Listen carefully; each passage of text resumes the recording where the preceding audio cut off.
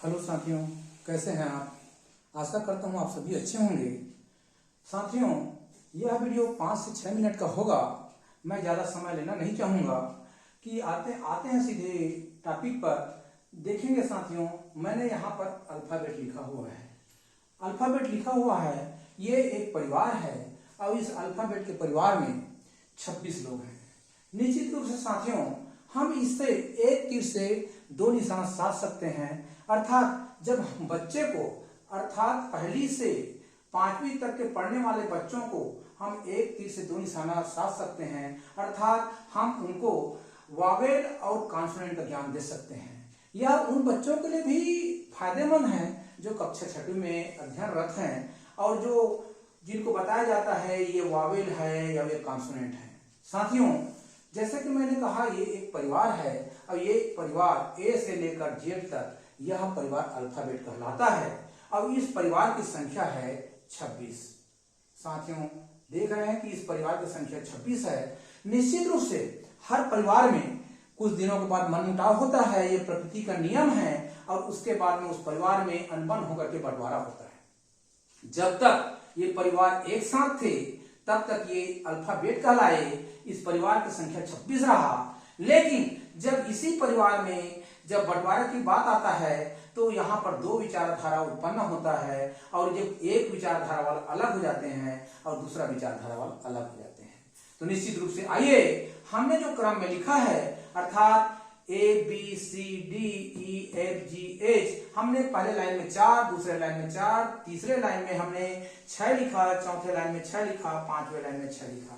इस प्रकार से लिखा है। अब बंटवारा का जब नौबत आया तो ये लोग एक विचारधारा की, अर्थात देखेंगे मैं एक विचारधारा को गोल घेरा में अंडरलाइन कर रहा हूं, ये अर्थात ये एक विचारधारा में एक साथ AEIOU आ गया। जब ये बंटवारा हुआ उसके बाद अपना नामकरण इन्होंने दिया वावेल, जिसको हिंदी में कहा जाता है स्वर। उसी प्रकार से दूसरा विचारधारा की जो ये है, ए बच गया 25, BCDFGHJKLMNPQRSTVWXYZ, ये इनकी संख्या है, ये 21। अर्थात ये अपना नामकरण किया कॉन्सोनेंट अर्थात व्यंजन। साथियों, जो ये वावेल है अपने आप में स्वतंत्र है, ये किसी का सहारा नहीं लेते, लेकिन जब ये व्यंजन है, कॉन्सोनेंट है, जब भी कोई काम करेंगे, जब भी कुछ करेंगे तो इनको इनका सहारा लेना पड़ता है।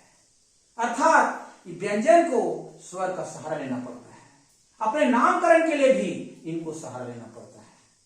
साथियों, देखें, एक बार पुनः चर्चा करता हूं। अर्थात हमने पहला बंटवारा में वावेल कहलाया और वो एक क्रम से आ गया।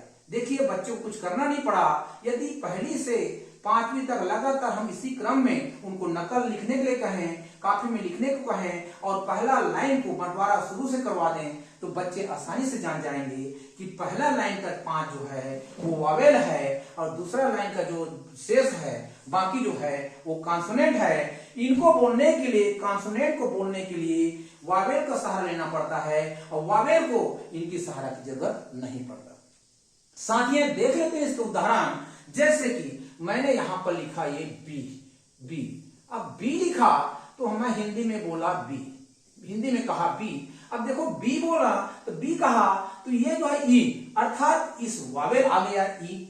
तो ई का जब वावेल आ गया, जब हिंदी में हम इसके नामकरण की तरफ जाएंगे तो इस वावेल को हटाएंगे, अर्थात इस ई को यदि हम हटा दिए तो बचा बा, अर्थात हिंदी में इसका नाम हुआ विशेष बा, विशेष बा। उसी प्रकार से जब हमने अगला शब्द लिखा एफ, देख पा रहे होंगे एफ, और मैं हिंदी में लिखा ये एफ, तो यहां पर मैं जब एफ बोल रहा हूं तो ये ए आ रहा है, जो दूसरे परिवार का है, वावेल है। चलिए हम इस वावेल को छुट्टी कर देते हैं तो ये बचा फा, अर्थात एफ का हिंदी नामकरण है फा। साथियों, अब जानते हैं कि कोई ना कोई परिवार में एक उपद्रवी रहता है जो इस नियम को नहीं मानता। उसी प्रकार से इस परिवार में एक दो है उपद्रवी जो नियम को नहीं मानते। आइए आते हैं उसी तरफ। जैसे यहां पर मैंने लिखा एफ लिखा, ये एफ, और मैंने कहा ये सॉरी, यहाँ पर एक नहीं है, एक तो खैर एक का भी उदाहरण लेते हैं। तो ये ए आया, ए को हमने काट दिया, तो जब ए का उच्चारण ए आया, ए को काट दिया, तो ए का नामकरण हुआ फा, हिंदी में हुआ फा। अब आते हैं एज की तरफ। जैसे कि मैं कह रहा था कि ये उपद्रवी तत्व का लड़का है, परिवार का एक आदमी है। अब ये हमने हिंदी में इसको बोला एज, कहा ए च। अब जब इसको हम ये ए को जब छुट्टी करेंगे, अर्थात ये स्वर है, जब इस ए का छुट्टी करेंगे तो बचेगा ये च, अर्थात एज का नामकरण च हुआ।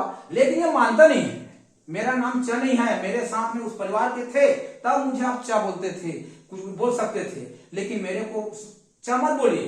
तो बोलता है ठीक है भाई, नाम तो रखना पड़ेगा, कब तक हम आपको उपनाम से पुकारेंगे? हा हा हा। बोलता है मुझे हा नाम से ही पुकारो। चलो ठीक है, हम आपको ए से जो उपनाम रखे हैं ये लोग हा, उस नाम से इसको हा को पुकारते हैं, अर्थात एज का हिंदी नामकरण है हा। अब जब इस परिवार का एक सदस्य इसके पहले आ जाता है, सी आ जाता है, तब ये कहलाता है चा, तब ये इसको स्वीकार होता है, हाँ अब मेरा नाम हुआ चा, ये कहना है इनका। हाँ अब मैं मुझे कह सकते हो चा। तो इस प्रकार से ये चा सी एस से चा, अर्थात सी एस से चा कहता है। आदरणीय साथियों, इन सबका नामकरण करने से पहले मैं ये चीज कहना चाहूंगा कि बच्चे को सबसे पहले हमें वर्णमाला का ज्ञान देना चाहिए। यदि वर्णमाला का खा से लेकर अज्ञा अड़ा स्र तक उसको वर्णमाला का ज्ञान हो गया, तो मैं समझता हूं कि बच्चे को अंग्रेजी शब्दों का हिंदी में नामकरण आसानी से, बिल्कुल रटने की जरूरत नहीं है, आसानी से हम सिखा सकते हैं। तो कल इसी टॉपिक को लेकर के मैं पुनः अर्थात हिंदी की वर्णमाला को लेकर के अंग्रेजी के साथ कैसे चले, इस पर चर्चा करूंगा। आप देखेंगे कि बच्चे को क ख ग घ अंगा च छ ज झ इया रटने की जरूरत नहीं है, वो देख करके ही जान जाएगा। ठीक है साथियों, वीडियो लंबा होगा, तो आज हम सब ने यही सीखा कि ABCD को हमने लिखने के तरीका में कुछ परिवर्तन किए, और परिवर्तन कर करके उसमें बंटवारा किए।